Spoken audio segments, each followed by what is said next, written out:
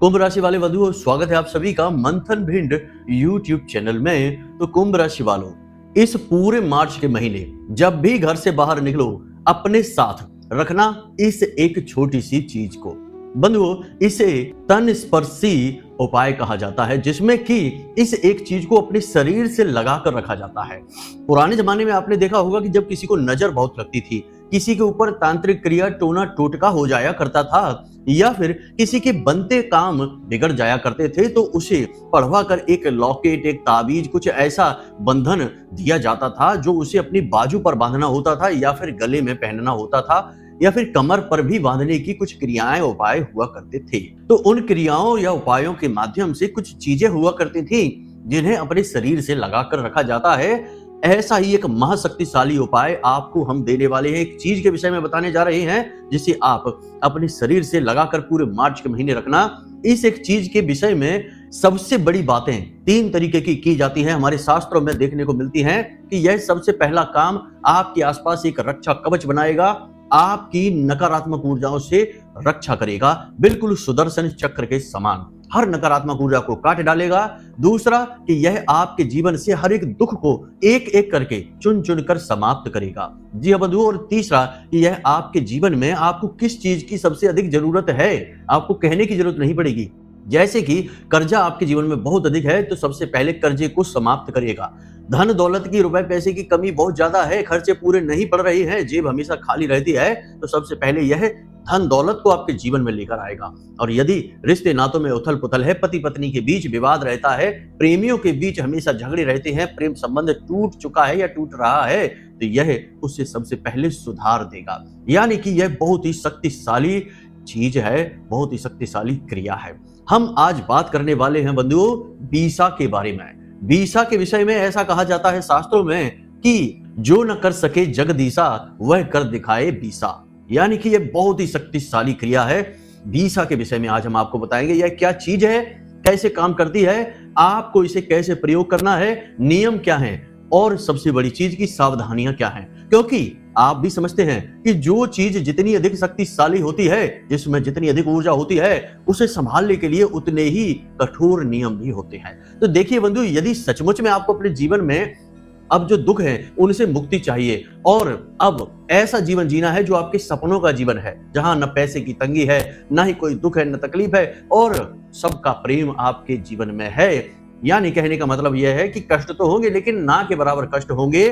कम से कम वो समस्याएं नहीं है जो आज आपके जीवन में है, आपको रुला रही हैं, आपके दिल को दुखा रही हैं, ऐसी समस्या ना हो।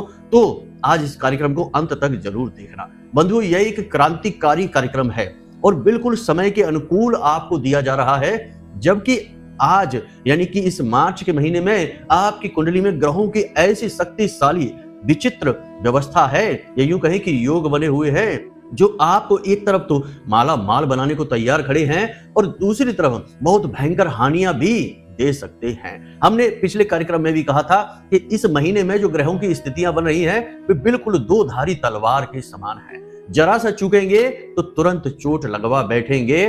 सावधानी अत्यंत आवश्यक है। इसीलिए हम आपको प्रतिदिन केवल और केवल वो ज्ञान दे रहे हैं जो आपके इस मार्च के महीने को सोने का महीना बनाएगा, सुनहरा महीना बनाएगा, आपके जीवन का ऐतिहासिक महीना बनाएगा। अब ऐसे में आप कार्यक्रम को ना देखें, आधा अधूरा देखें, बीच में छोड़कर चले जाएं, या फिर जो बातें हम आपको बता रहे हैं उन बातों को ना समझें, उनका महत्व ना जाने, तो फिर इससे बड़ी गलती आपकी कोई हो ही नहीं सकती है।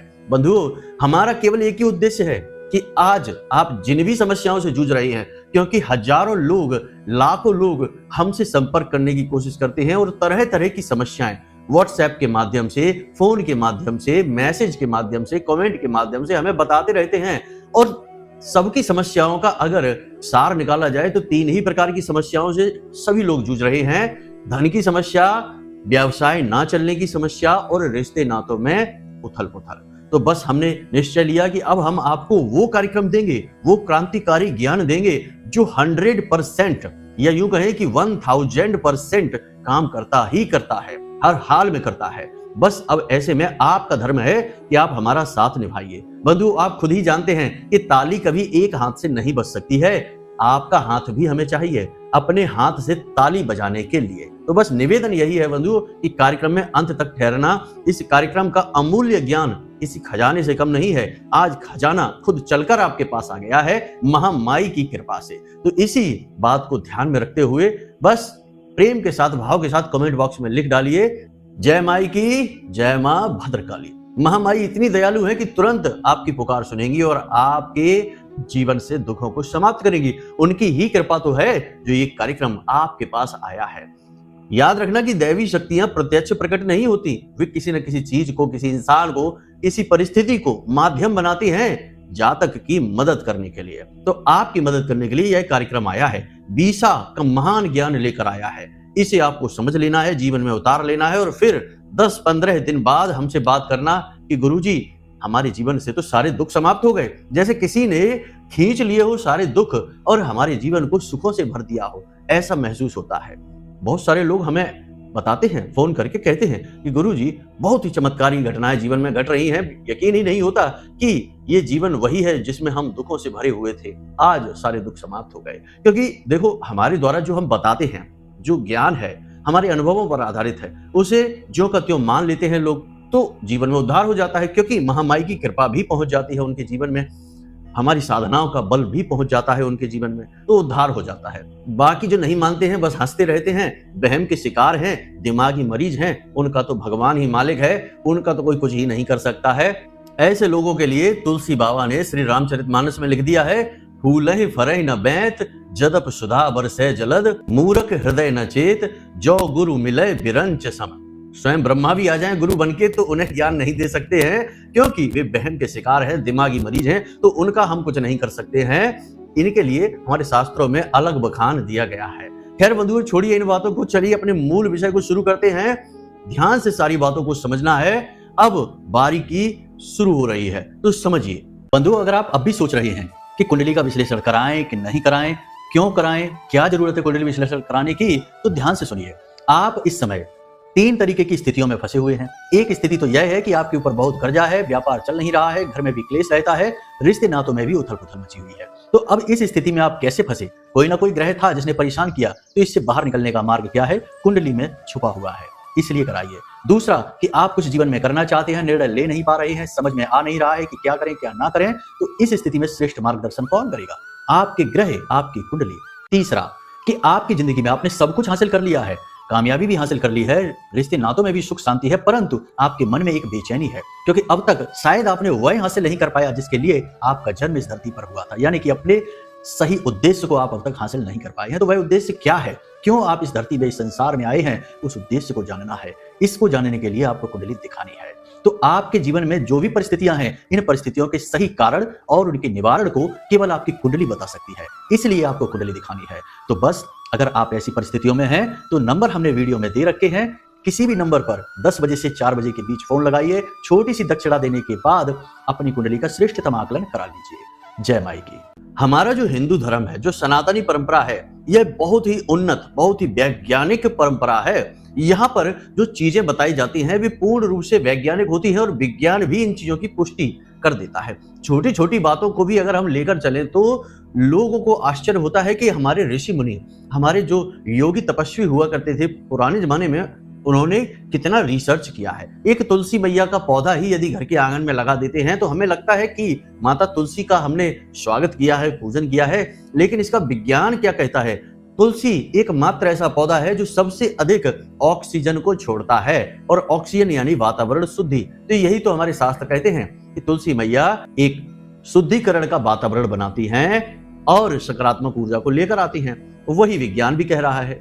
इसी प्रकार बंधुओं, बहुत सारी बातें हैं जो कि विज्ञान भी सहमति मानता है, और आज नहीं मान रहा है जिन बातों पर, कल उन पर मान लेगा। अभी विज्ञान बाल्यावस्था में है, अभी इतना विकसित नहीं हो पाया है कि वह हमारे शास्त्रों को समझ सके, बातों की गहराइयों को जान सके। खैर बंधुओं, तो ध्यान से समझिए कि हमारे हिंदू धर्म में 3 तरीके की बातें शास्त्रों में कही गई हैं जिससे जातक के जीवन पर बहुत गहरा प्रभाव पड़ता है, यानी कि जीवन को पूरी तरीके से बदल देने की क्षमता होती है इन 3 बातों में। यंत्र, तंत्र और मंत्र।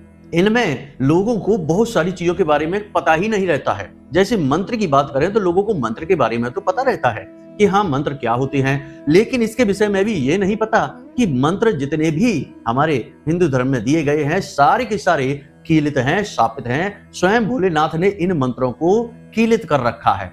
अब लोग कहते हैं कि गुरुजी हम तो इस मंत्र का बहुत सारा जाप करते हैं, बहुत सारे इसके हम अनुष्ठान करते हैं, लेकिन फिर भी हमारे जीवन में दैवी कृपा क्यों नहीं आ रही है, क्यों हमें भगवान का प्रेम आशीर्वाद नहीं मिल पा रहा, दुख दूर नहीं हो रहे। और आप तो कहते हैं कि दुख दूर हो जाएंगे, भगवान की कृपा आ जाएगी, बस इस मंत्र का उच्चारण कर लो। तो उन लोगों को ये पता ही नहीं है कि वो जिस मंत्र का उच्चारण कर रहे हैं वो मंत्र कीलित है। कीलित मतलब उसके ऊपर ताला लगा है, उस मंत्र का कोई प्रभाव उसे नहीं होगा जहां तक को। और आप समझिए कि लोग किस प्रकार खुलेआम मंत्रों को बांटने में लगे हुए हैं। कोई कह देता है इस मंत्र का जाप करो, कोई कह देता है उस मंत्र का जाप करो, लेकिन कोई ये नहीं कहता कि इस मंत्र को स्थापित किया गया है, कीलित है यह मंत्र।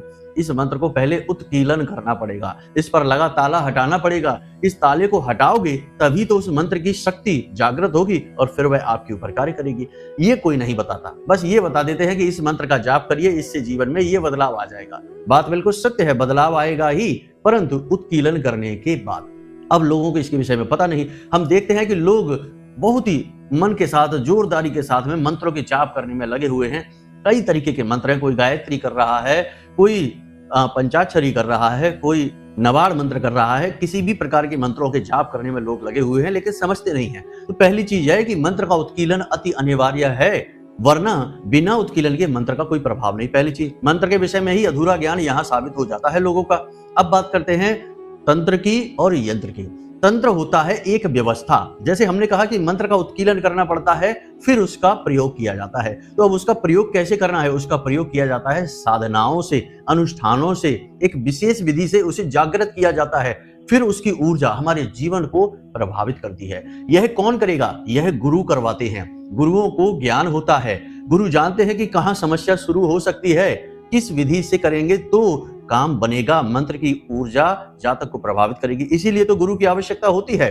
तो ये काम गुरु करेंगे। अब मंत्र उत्कीलन गुरु ने कराया, जागृत भी गुरु ने करा दिया, अब मंत्र की ऊर्जा आपको प्रभावित करेगी। तो यहाँ पर गुरु की बहुत अधिक आवश्यकता होती है। इसीलिए हमारे हिंदू धर्म में गुरु को ब्रह्मा विष्णु महेश से भी ऊपर माना गया है। ऐसे ही गुरु को, ढोंगी गुरुओं को नहीं, ये याद रखना आप, जो सचमुच में ज्ञान रखते हैं, जिन्होंने साधनाएं की हैं, जिन्होंने दिव्य शक्तियों का अनुभव हासिल किया है, ऐसे गुरुओं की बात हो रही है यहाँ पर। अब तीसरे नंबर पर आता है यंत्र। अब यंत्र क्या है? यंत्र यानी मशीन। आप जानते हैं यंत्र का मतलब होता है मशीन। तो हमारे हिंदू धर्म में हर देवी देवता का यंत्र है, और कुछ यंत्र ऐसे हैं जिसमें कई देवी देवता समाहित होते हैं। ऐसे ही यंत्र की आज हम बात करने जा रहे हैं। इस यंत्र को हम आपको बताएंगे, इसकी जो विधि है कि कैसे इसे सिद्ध करना है, जागृत करना है, यह हम आपको बताएंगे। और आप जब इसे पूरे मन के साथ ग्रहण कर लेंगे तो आप शिष्य बन जाएंगे। हम बता रहे हैं तो हम गुरु बन जाएंगे। गुरु वही होता है जो अंधकार से प्रकाश की ओर लेकर जाता है, और हम आपके जीवन के अंधकार को मिटाकर ज्ञान के प्रकाश की ओर आपको लेकर जा रहे हैं। इस लिहाज से हम आपके गुरु बन जाते हैं। तो गुरु शिष्य परंपरा के अंतर्गत जब यह विधि आप तक पहुंचेगी और आप इसका प्रयोग करेंगे तो यह विधि 100% कारगर हो जाएगी। अब रही बात की मंत्र उत्कीलन की, क्योंकि कोई भी यंत्र होता है उसे जागृत करने के लिए मंत्र की आवश्यकता होती है।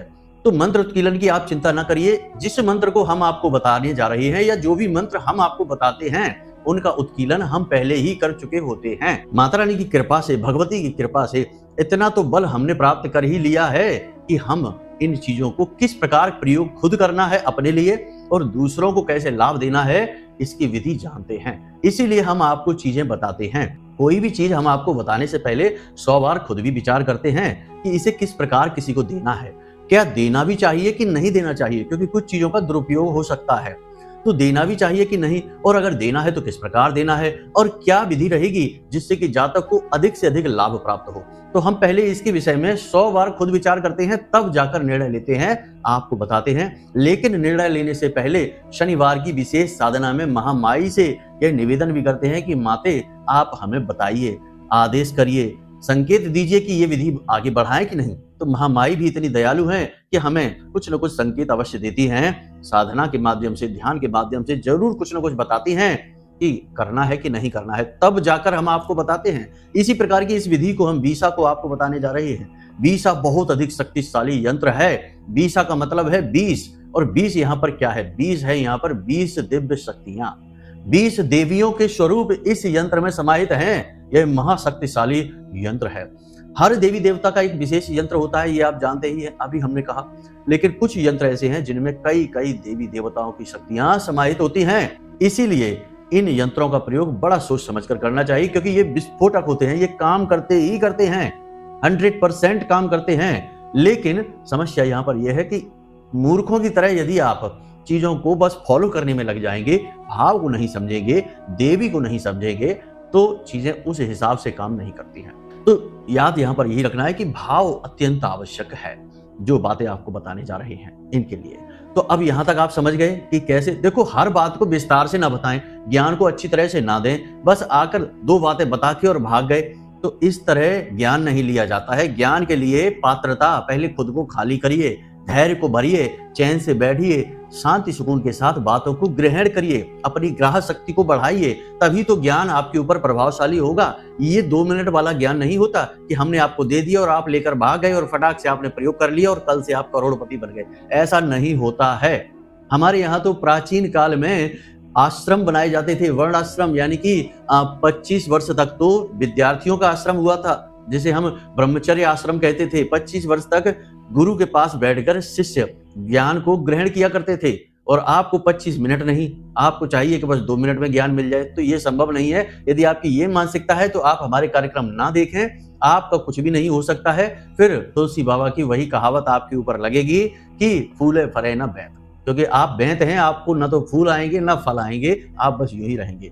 बातें हमारी कठोर हो सकती हैं, कड़वी हो सकती हैं, लेकिन हम देखते हैं कि लोग कितने अधीर और व्याकुल हैं कि 2 मिनट में ही सब कुछ कर लेना चाहते हैं। ऐसे लोगों का कुछ भी नहीं होता है। हमें ये बातें करने की मजबूरी है कि लोगों को हम देखते हैं, इसलिए कहते हैं। खैर बंधुओं, चलिए आप समझते हैं कि क्या है यह 20 यंत्र, कैसे आपको बनाना है और कैसे इसका प्रयोग और इसका जागरण करना है। ध्यान से समझिए। सबसे पहली बात कि किसी भी यंत्र को जब हम बनाते हैं तो हमें 3 मुख्य चीजों की आवश्यकता रहती है। ध्यान से समझना एक एक बात को, बाद में फिर आप कहते हैं कि हमें समझ नहीं आया गुरुजी।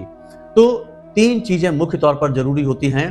पहली चीज अनार की कलम, दूसरी चीज भोजपत्र का कागज, और तीसरी चीज अष्टगंध की स्याही।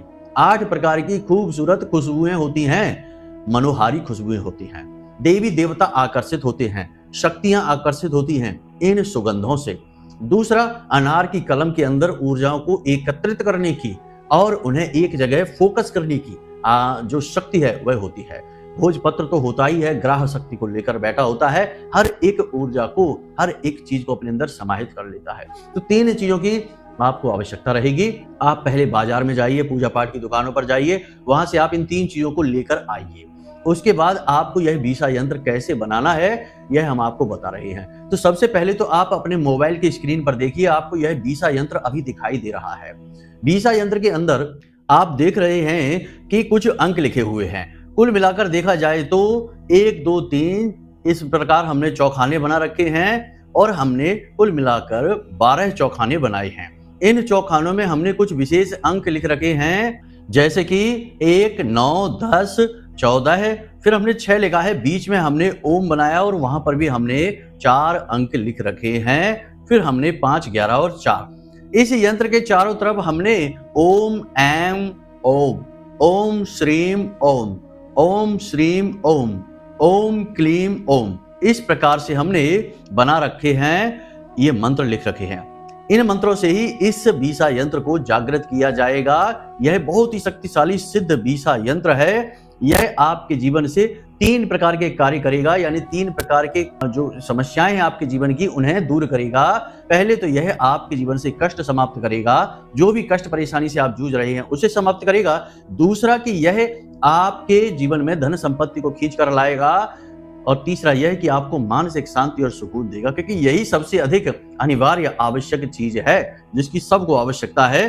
क्योंकि सब कुछ कर लेने के बाद भी कभी कभी मन बेचैन रहता है, यानी कि अधूरापन खालीपन रहता है, उसे यह भर देगा। आपको इस यंत्र को कैसे प्रयोग करना है, पहले आपको ऐसे 2 यंत्र बनाने हैं। 2 यंत्र ध्यान से समझना है। 2 यंत्र आपको इसी प्रकार से बनाने हैं, चित्र में जैसे दिए गए हैं बिल्कुल वैसे ही।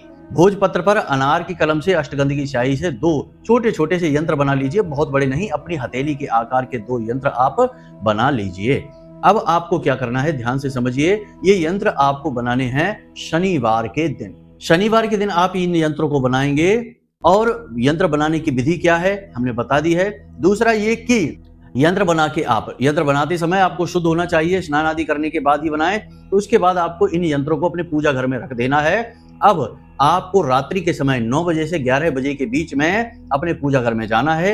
एक थाली लेनी है, यदि पीतल की थाली हो तो सर्वोत्तम है, नहीं तो कोई कांसे वगैरह की भी थाली चलेगी पूजा पाठ में प्रयोग होने वाली, लेकिन लोहे की स्टील की थाली नहीं होनी चाहिए। ये याद रखना, ये शनि का प्रतीक है, तो इन थालियों को नहीं होना है। तो थाली में आप एक लाल रंग का कपड़ा बिछाइए, कोरा कपड़ा होना चाहिए, कागज भी चलेगा, और उस कागज पर आप इन दोनों यंत्रों को रख दीजिए। इन दोनों यंत्रों के ऊपर एक एक लाल पुष्प रख दीजिए और उसके बाद इन यंत्रों की थाली को माता के, यानी एक चौकी लगाइए, माता की चौकी पर दुर्गे माँ की फोटो रखिए और उसके बाद दुर्गे माँ के सामने इन यंत्रों को आप रख दीजिए। फिर महामाई का पंचोपचार से पूजा करिए, यानी धूप दीप नैवेद्य प्रसाद भोग आदि उन्हें समर्पित करिए। उसके बाद आपको रुद्राक्ष की माला से इस मंत्र का जाप करना है, कम से कम 3 माला जाप करना है। ये दोनों यंत्र आपके जागृत हो जाएंगे। फिर इन्हें प्रयोग कैसे करना है यह भी हम आपको समझा रहे हैं। पहले आप इन्हें जागृत करने की विधि समझिए। आपने पूजा पाठ अपनी संपूर्ण कर ली है, माई से प्रार्थना कर ली कि हे माई इन दोनों यंत्रों में अपनी ऊर्जा को भर दीजिए। उसके बाद आपको इस मंत्र का उच्चारण करना है।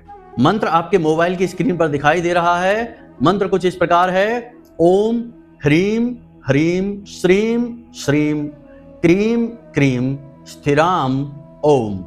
इस मंत्र का आपको 3 माला जाप करना है। ये जागृत मंत्र है, हम आपको दे रहे हैं, तो आपको टेंशन नहीं लेनी है, पूरी तरह से उत्कीर्णित है, हमने आपके लिए क्रिया कर रखी है। आप बस इस मंत्र का 3 माला जाप कर लेना।